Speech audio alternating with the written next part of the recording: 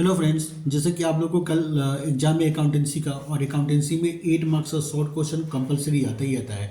और यहाँ पे ऐसा है कि अगर आपका 8 पूरा करेक्ट हो गया तो 8 आउट ऑफ 80 मिलता है। यहाँ पे मार्क्स कटने के चांसेस भी नहीं रहता है।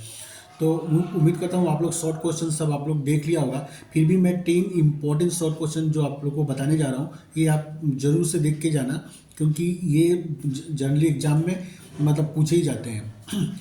तो सबसे पहला है, if a partner takes over a liability of the firm, the partner's capital account is dash. तो अगर कोई पार्टनर फर्म का लाइबिलिटी ले लेता है तो वैसे में क्या होगा कि पार्टनर्स के कैपिटल अकाउंट को हम लोग क्या करेंगे, क्रेडिट कर देंगे। उसके बाद नंबर 2 हो गया कि ये partner act as an dash of the firm. तो आंसर होगा एजेंट, मतलब पार्टनर क्या होता है कि फर्म का एजेंट होता है। नंबर 3 हो गया, profit and loss account is also known as dash statement. तो इसका आंसर होगा इनकम, मतलब प्रॉफिट एंड लॉस अकाउंट को हम लोग इनकम स्टेटमेंट भी हम लोग बोलते हैं। इसके बाद question number 4, dash is the extra earning capacity of A business. तो इसका आंसर होगा गुडविल। गुडविल क्या है कि एक्स्ट्रा अर्निंग कैपेसिटी बिजनेस का जनरेट करता है, तो इसका आंसर होगा गुडविल। नेक्स्ट है, liability of every share holder of A company is dash. तो कंपनी का जो शेयर होल्डर होता है उन लोगों का लायबिलिटी के बारे में पूछ रहा है कि वो लिमिटेड होता है कि अनलिमिटेड होता है। तो जो भी शेयर होल्डर होता है उसका लायबिलिटी क्या होता है, लिमिटेड होता है। और अगर यही क्वेश्चन पार्टनरशिप के लिए पूछेगा तो पार्टनरशिप में पार्टनर्स का लायबिलिटी क्या होता है, अनलिमिटेड होता है। तो ये बात ध्यान रखना है कि शेयर होल्डर का लायबिलिटी लिमिटेड होता है और पार्टनर्स का लायबिलिटी क्या होता है, अनलिमिटेड होता है। उसका बाद नेक्स्ट क्वेश्चन है, debenture holders are the owner of the company. तो ये हम लोग को बताना है कि ट्रू है कि फॉल्स है। तो ये इसका आंसर होगा फॉल्स, क्योंकि debenture holders are the creditor of the company, वो लोग कंपनी का क्रेडिटर होता है।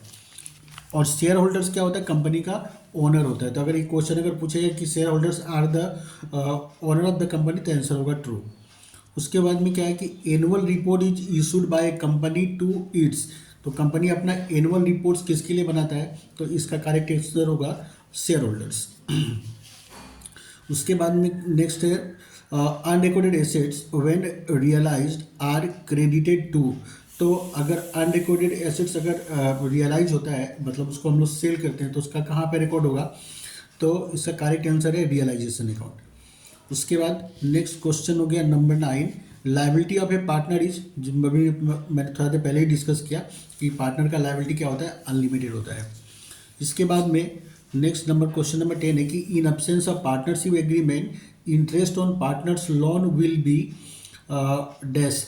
तो अगर कोई पार्टनर फर्म को लायबिलिटी प्रोवाइड करता है, then this case he will get 6% interest in absence of any agreement. तो इसका आंसर होगा 6%। ठीक है, तो ये 10 इंपॉर्टेंट क्वेश्चन है, आप लोग एग्जाम से जाने से पहले फटाफट देख के जाना। ठीक है, तो मैं आप लोगों का और टाइम ज़्यादा नहीं लूँगा। ऑल द बेस्ट मेरे तरफ से एग्ज़ाम के लिए, बहुत अच्छा से एग्ज़ाम देना। जो क्वेश्चन आप लोग को पहले आ रहा है उसको पहले करना है, बाद में जो डाउट वाला है सब उसको लास्ट में करना है। ठीक है, और फाइनल अकाउंट आप लोग कभी भी पहले मत करना, वो कम से कम 1-1.5 घंटा कुछ कर लो 30-40 मार्क्स का, उसके बाद ही फाइनल अकाउंट आप लोग पकड़ना। ठीक है, और किसी भी क्वेश्चन का मतलब कोई अगर बैलेंस शीट नहीं मिल रहा है, अगर हम लोग सम कर रहे हैं बैलेंस शीट टैली नहीं हो रहा है, तो एक बार कोशिश करके देख लेना कि कहाँ पे गलती है जिसकी वजह से मिल नहीं रहा है। नहीं मिल रहा है तो उसको स्किप करके आगे चले जाना है। ठीक है, उसी के में टाइम वेस्ट नहीं करना है और कोशिश करना है कि कम से पूरा 80 मार्क्स का क्वेश्चन पेपर करके आना है। ठीक है, once again all the best आप लोग को, अच्छा से एग्जाम देना। ठीक है, मिलते हैं नेक्स्ट वीडियो में, तब तक के लिए बाय बाय।